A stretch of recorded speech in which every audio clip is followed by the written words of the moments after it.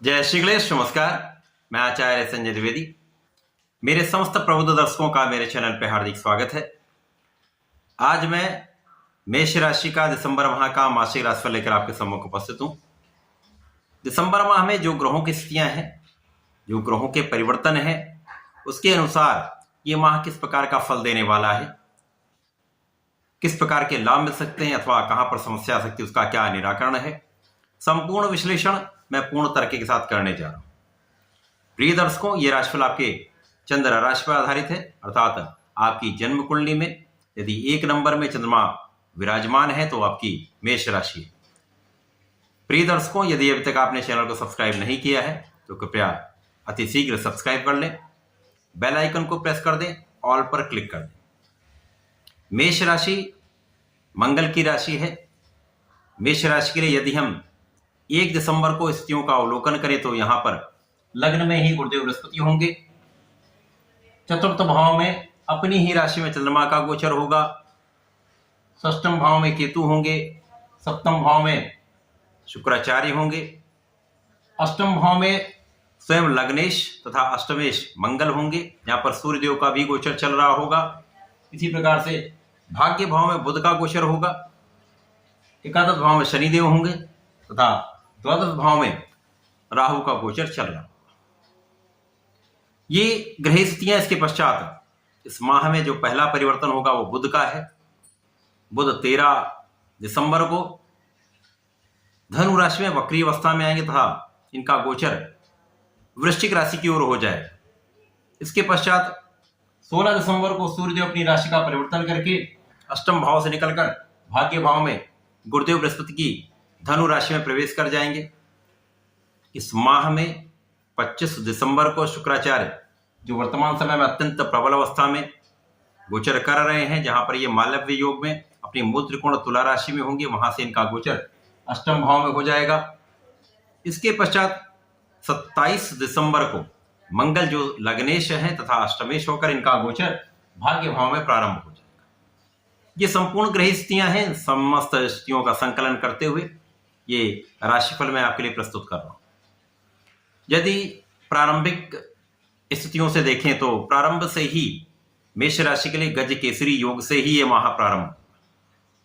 यहां पर अत्यंत प्रबल अवस्था हो रही। यहां पर सुखों के स्वामी चंद्रमा तथा भाग्य के स्वामी गुरुदेव बृहस्पति, जिनका आपसी संबंध बनेगा, गज केसरी नामक एक प्रबल राजयोग का निर्माण। क्योंकि यहां पर गुरुदेव बृहस्पति भी केंद्र के भाव में है, चंद्रमा भी केंद्र के भाव में हो।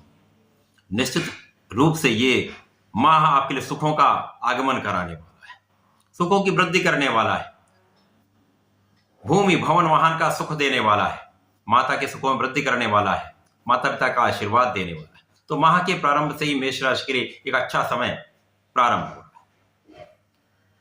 गुरुदेव बृहस्पति लग्न में होंगे तो निश्चित रूप से लग्न की प्रबलता आपको प्राप्त होगी, चूंकि मित्र की राशि में केंद्र के भाव में अत्यंत प्रबल अवस्था में है।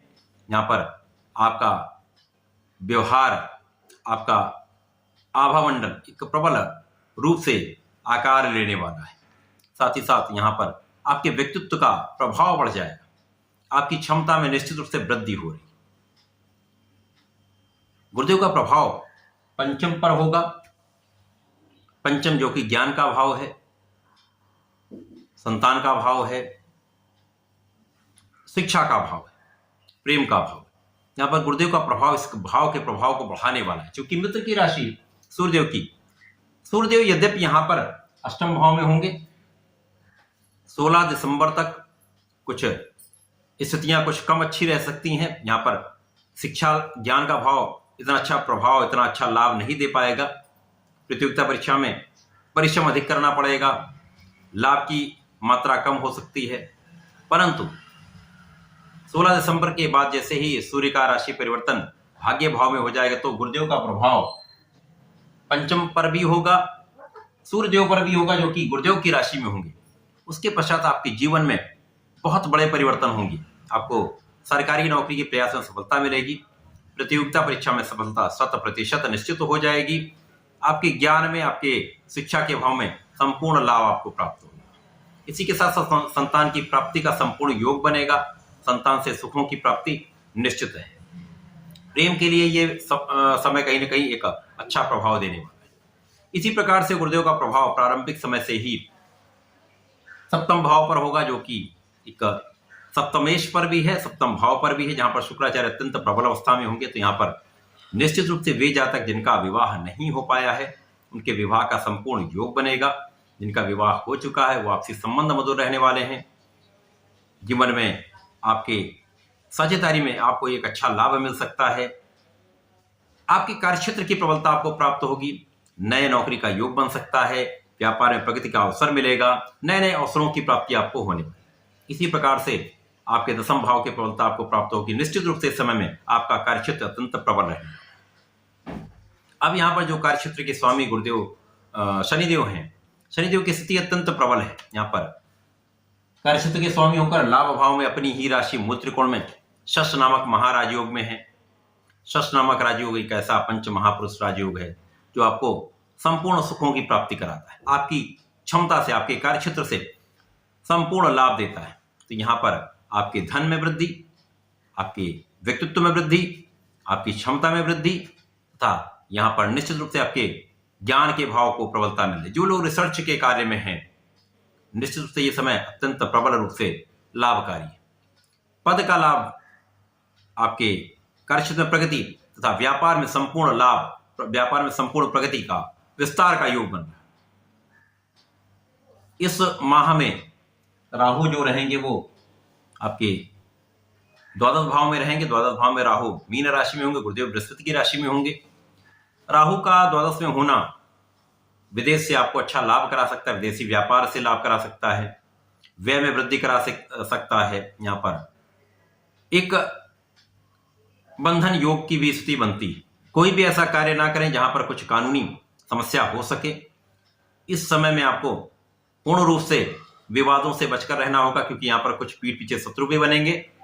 यद्यपि यहाँ पर शत्रु पर आपकी विजय होगी, परंतु कहीं ना कहीं ये शत्रुओं का भाव आपके यश को प्रभावित करने वाला हो सकता है, आपके स्वास्थ्य को प्रभावित करने वाला हो सकता है, अथवा आपके लिए कहीं ना कहीं कानूनी समस्याओं का योग बना सकता है। ऋण में भी वृद्धि हो सकती है। यहाँ पर आपको ऋण लेने से बचना ही होगा। कहीं ना कहीं कुछ मानसिक द्वंद्व, कुछ शारीरिक समस्याएं यदा कदा हो सकती। जब जब चंद्रमा निर्बल अवस्था में होंगे अथवा राहु के प्रभाव में होंगे या शनि के प्रभाव में होंगे, मंगल का प्रभाव कहीं ना कहीं राहु के साथ बनेगा, तो यहां पर ऐसी स्थिति बनेगी जहां पर आपका स्वास्थ्य कुछ निर्बल हो सकता है। परंतु इस माह में आपके लिए अत्यंत श्रेष्ठ स्थितियां बन रही जो आपके लिए प्रबल लाभकारी। इसी प्रकार से इस माह में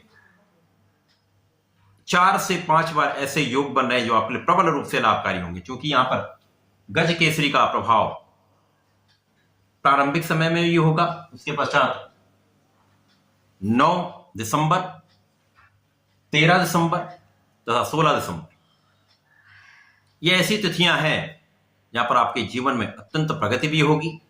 प्रबल रूप से आप धन का अर्जन करेंगे, भूमि भवन वाहन का योग बनेगा तथा धन की प्रबलता प्राप्त होगी।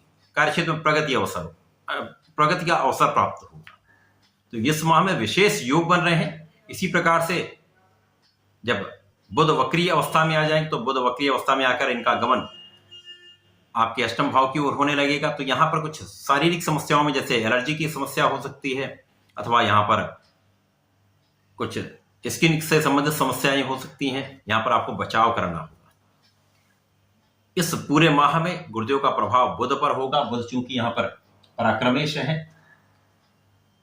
षष्टम के भी स्वामी है, गुरुदेव का प्रभाव यहां पर जब होगा तो आपको बहुत सारे कष्टों से भी बचाने वाले, आपके परिश्रम को भी बढ़ाने वाले, आपको बुद्धिमान भी बनाने वाले, आपकी बुद्धि का भाव अत्यंत प्रबल करने वाले। परंतु जब ये वक्रीय अवस्था में आएंगे तो इन्हीं कारक भाव में कमी आ सकती है, स्वास्थ्य की निर्बलता प्राप्त हो सकती है, आपके पराक्रम में कमी आ सकती है। जब रोग परेशान करते हैं तो आपका परिश्रम कम हो जाता है, तो ऐसी स्थितियां बन सकती हैं। परंतु उसके पश्चात शुक्राचार्य का परिवर्तन अष्टम भाव में हो जाएगा। अब शुक्राचार्य चूंकि यहाँ पर धन के स्वामी था, सप्तम के स्वामी होकर जब अष्टम में जाएंगे तो कहीं ना कहीं धन का भाव भी यहाँ पर प्रभावित होगा। तो निश्चित रूप से 13 दिसंबर के बाद कुछ समस्याएं आ सकती हैं। यहाँ पर धन की निर्बलता हो सकती है, धन का संचय कम हो पाएगा तथा जीवन साथी के स्वास्थ्य में कुछ निर्बलता हो सकती है। परंतु जैसे ही मंगल का राशि परिवर्तन 27 दिसंबर को आपके भाग्य भाव में हो जाएगा, आप शारीरिक रूप से, आप मानसिक रूप से अत्यंत प्रबल स्थिति में आने वाले हैं। आपका बल बढ़ जाएगा, आपका प्रभाव बढ़ जाएगा, क्योंकि यहाँ पर गुरुदेव का प्रभाव भाग्य पर भी होगा, सूर्य पर भी होगा और मंगल पर भी होगा। क्योंकि सूर्य यहाँ पंचमेश है, राजा है, यश के स्वामी, तो यहाँ पर आपका यश भी बढ़ेगा, आप महापराक्रमी हो जाएंगे, शासन सत्ता का योग बनेगा, आपकी क्षमताओं में वृद्धि से संपूर्ण रूप से आप नेतृत्व करने वाले हैं, अपने क्षेत्र में संपूर्ण लाभ लेने वाले, अपने प्रोफेशन में सर्वश्रेष्ठ लाभ लेने वाले।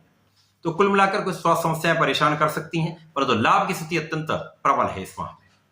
तो इस माह का आपको लाभ अवश्य लेना चाहिए। मेष राशि के जातकों को नियमित रूप से भगवान शंकर मोचन की शरण में रहना चाहिए, नित्य हनुमान चालीसा करें तथा हनुमानाष्टक का पाठ अवश्य करना चाहिए।